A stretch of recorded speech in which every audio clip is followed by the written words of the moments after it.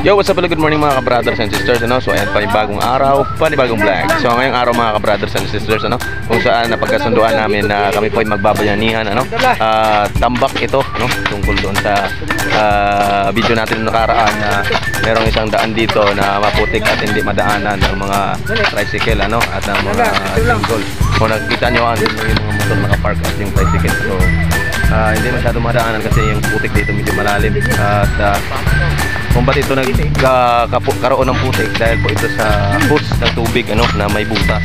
So aming kukunin, no, at ililipat namin dito sa taas para hindi na dyan lalabas yung tubig. So kukuha rin kami ng mga pantambak doon banda, no.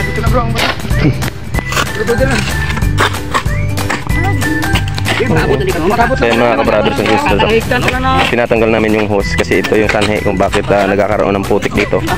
So ilalagay namin yung hose dito sa taas, no, para hindi po pumutik yung area dito banda, no.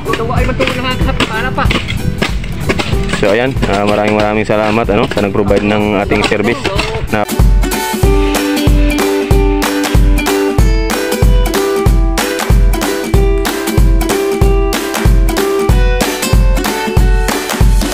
so ayan mga ka-brothers and sisters, ano. So bali kumukuha po ako dito ng mga bitak-bitak ng simento, ano, upang dalhin doon sa maputik na daan, ano, upang matambakan natin yung putik na daan at nang sa ganun ay titigas yung dadaanan ng mga tricycle at ng mga motorista natin, mga kapatid. Ako yung in charge na tagahakot, no. Salamat sa nagpahiram ng kanyang tricycle, ano. So wala tayong nahiraman, no. Hayaan na lang natin kung bakit wala, hindi tayo nakahiram. So yan, aasa na lang tayo sa mga merong kabutihan ng loob, ano. Salamat sa nagpahiram ng tricycle. So ako yung in charge ngayon para dalhin doon yung mga tinibag na mga bato-bato, ano. So sila naman yung in charge doon para magbungkal ng hose, ano, yung may leak na tubig, at sila naman yung taga pantay ng daan doon, ano. So ayan mga ka-brothers and sisters. So ayan mga ka-brothers and sisters, ano. So dito na iwan yung ating mga brew in charge sa paglagay ng hose.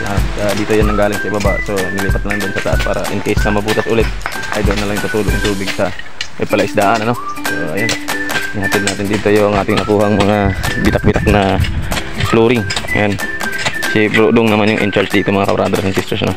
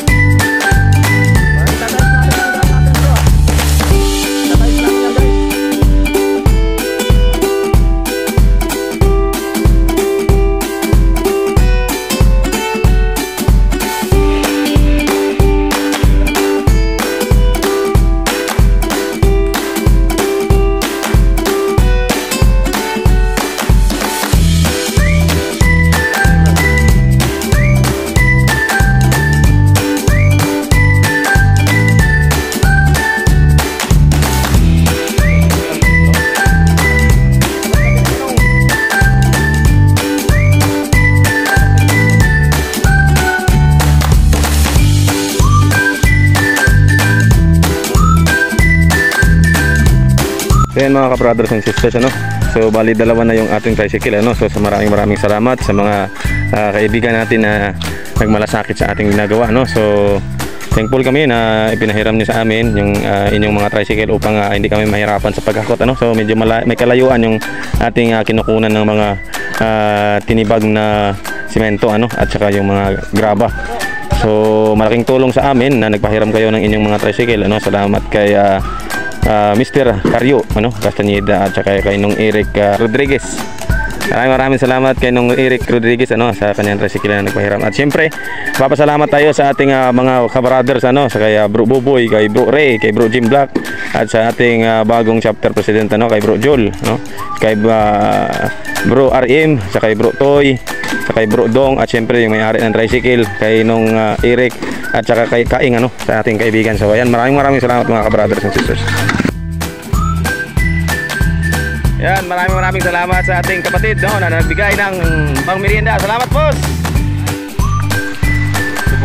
Merienda muna kami mga brothers and sisters. Salamat sa nag-sponsor ng soft drinks at saka sa dumaan na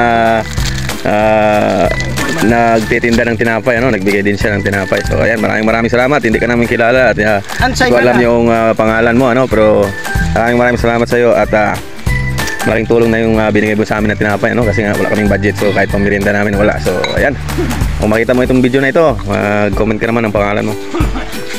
So ayan mga kabrothers and sisters, tanghalian muna kami mga kabrothers and sisters, kasi medyo malawak-lawak pa yung aming tatapusin. So yung ulam namin ngayon, sardinas lang muna. Medyo mahirap kasi wala tayong budget mga brothers and sisters. Salamat kay Sis Mirna, siya yung ating tagaluto. So lahat ng ginamit natin dito ay sarili naming pira, wala tayong sponsor, ito lang yung laban. So sarili naming pira yung ginamit namin dito.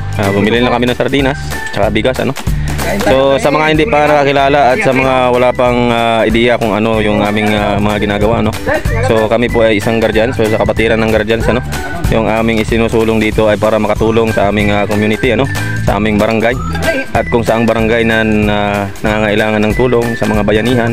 So kami po ay volunteer, wala kaming sahod, pero nagbo-volunteer kami upang makatulong sa sarili naming lakas at sa sarili naming pera, mga ka-brothers and sisters. So ayan, maraming salamat sa lahat ng mga sumusuporta sa amin. God bless po sa inyong lahat.